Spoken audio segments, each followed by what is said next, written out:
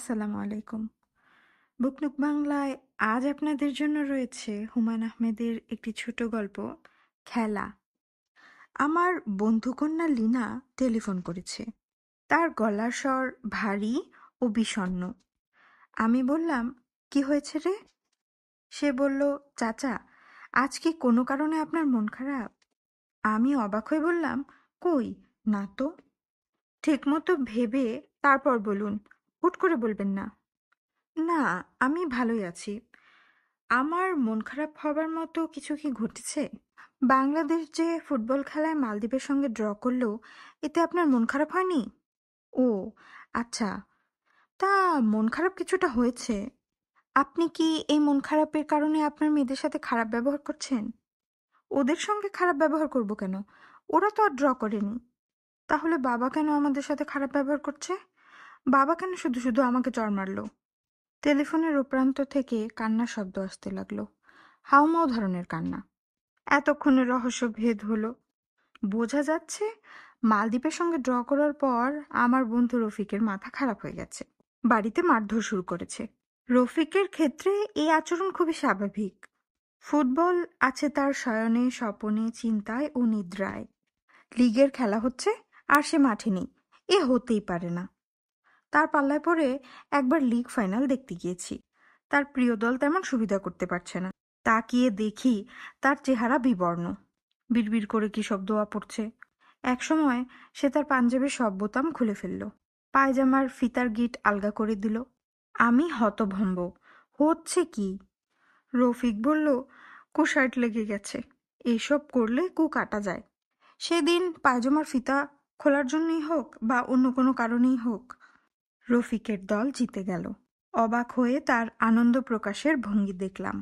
3 ছেলেমেয়ের বাবা, একটা কলেজে পলিটিক্যাল সায়েন্স পড়ায় সেই লোক, খালি গা হয়ে একবার তার পাঞ্জাবি আকাশে ছুঁড়ে দিচ্ছে, আবার লুফে নিচ্ছে। মুখে জিহি ধরনের শব্দ করছে, যে শব্দ ঘোড়ার মুখেই মানায়। আমি বলতে বাধ্য হলাম, তুই পাগল হয়ে গেলি নাকি?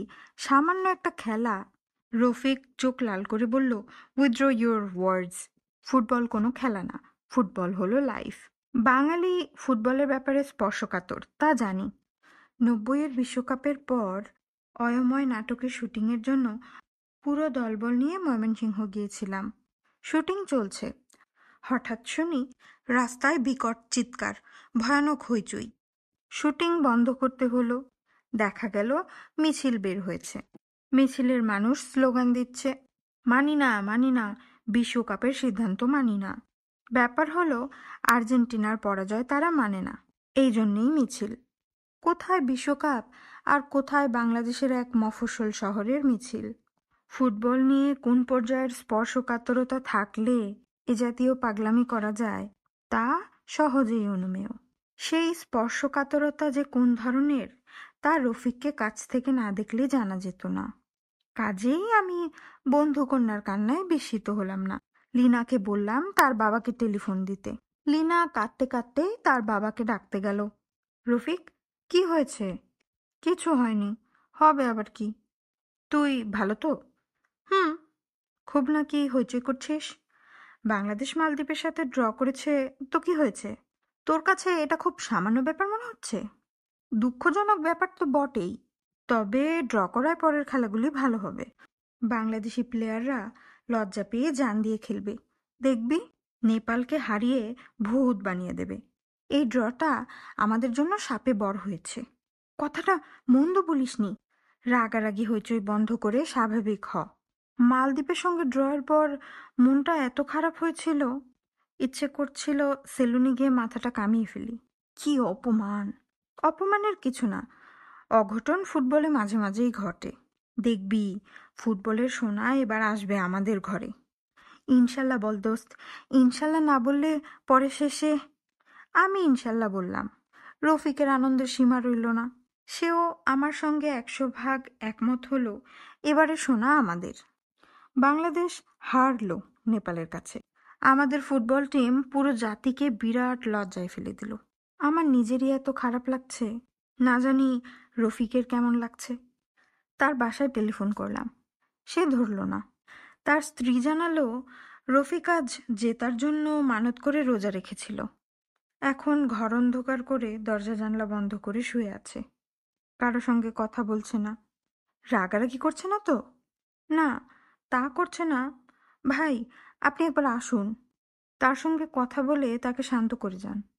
আচ্ছা, আমি আসছি। আমি রফিককে শান্ত করার জন্য যাচ্ছি। রিক্সা নিয়েছি।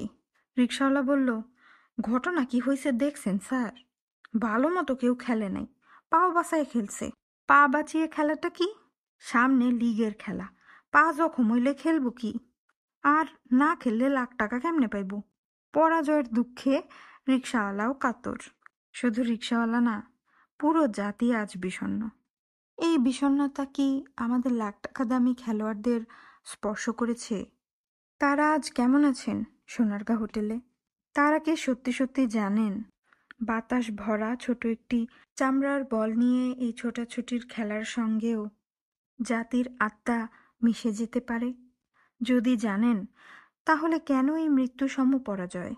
নেদারল্যান্ডের এক সাহেব একবার আমাকে বলেছিল, তোমরা এই খেলাটা খেলতে পারো না, তারপরেও এই খেলাটার প্রতি তোমাদের এত মমতা কেন? কারণটা কি? আমি সাহেবকে বললাম, বাংলাদেশ মানেই বর্ষা, আর বর্ষা মানেই ফুটবল। তার মানে তুমি বুঝবে না, বাদ দাও। সাহেবের সঙ্গে বকবক করতে ইচ্ছে করেনি। ইচ্ছে করলে বলা যেত, এই খেলার সঙ্গে জড়িয়ে আছে আমাদের ফেলে আসা শৈশব। ঝুপঝুপ বৃষ্টি পড়ছে, একদল কিশোর বাতাবি লেবু নিয়ে মাঠে নেমে পড়েছে। যে যেদিকে পারছে কিক বসাচ্ছে। উত্তেজনার সীমা নেই। কাদায় গড়াগড়ি, পানিতে গড়াগড়ি। বাতাবি লেবুর স্টেজ পার হলো। চাঁদা তুলে কেনা হলো প্রথম চামড়ার ফুটবল। চামড়া নরম করার জন্য সেই ফুটবলে মাখন নিয়ে ঘষাঘষি। কি আনন্দ, কি আনন্দ! গঠন করা হলো ফুটবল ক্লাব। সব ইংরেজি নাম। Green boys club, tiger club. টেলিভিশনে বিশ্বকাপের খেলা যখন দেখি, তখন মনে হয় এরা তো আমাদের খেলা খেলছে, আমরা কেন খেলছি না? বলা হয় আমাদের নাকি শারীরিক যোগ্যতা নেই, আমাদের দম থাকে না। তার মানে কি, ফুটবল খেলতে গেলে দৈত্য হতে হবে? আর আমাদের দম না থাকলে কাদের থাকবে? বলা হয় আমাদের খেলোয়াড়রা আধুনিক কৌশল জানেন না। কৌশল জানেন না শিখবেন? আমরা কি বেকুবের জাত যে শিখতেও পারবো না? আমি প্রায়ই স্বপ্নে দেখি বিশ্বকাপে বাংলাদেশ খেলছে। 11 জন প্লেয়ার তাদের জার্সির ভেতর বাংলাদেশের হৃদয়কে নিয়ে খেলতে নেমেছে। ওই তো বাংলাদেশ ছুটে যাচ্ছে গোলপোস্টের দিকে। কার সাধ্য তাদের রোখে? বুকনুক বাংলায় আজ আপনাদের জন্য পড়ছিলাম হুমায়ুন আহমেদের একটি ছোট গল্প, খেলা। আশা করি গল্পটি আপনাদের ভালো লেগেছে। অনুগ্রহপূর্বক আপনারা চ্যানেলটি সাবস্ক্রাইব করবেন। ভিডিওতে যে কোনো ধরনের মতামত কমেন্ট করে জানাবেন। ভিডিওটি লাইক এবং শেয়ার করবেন। আমাদের সাথেই থাকবেন। ধন্যবাদ।